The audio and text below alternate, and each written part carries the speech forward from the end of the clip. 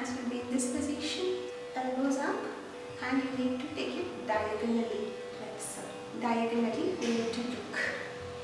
Bring it back to bring your hands up. The palm should be up and your left hand should be like this, elbows up, straight. Your elbows a little like this and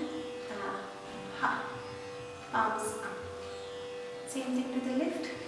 Diagonal, hand here, bring this hand to the right, that is jump, and this is similar to the previous step. That is why you need to first thorough and practice well the previous step before going on to the next step.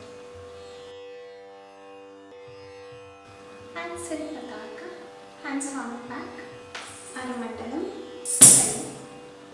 Same to the left, belly. Now jump, tap, the right, tap, left, grip, belly, down, up. That's the leg. Let's do both hands and legs. Okay, tap, tap, okay, belly, belly, tap, tap, up.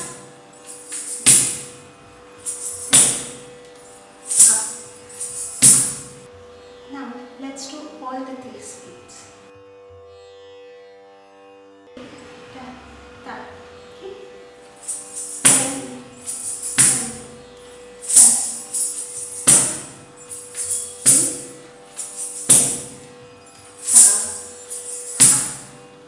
okay, tap, tap, okay, belly, belly,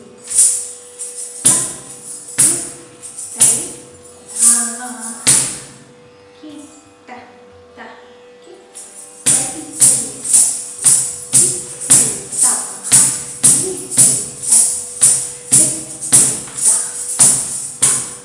well, that was Tatta KudichaMetta Adav step number 2 for you. Please do practice it very nicely for the entire week until you are very perfect that step, and then go on to the next step, which will be step number 3 or Adav 3.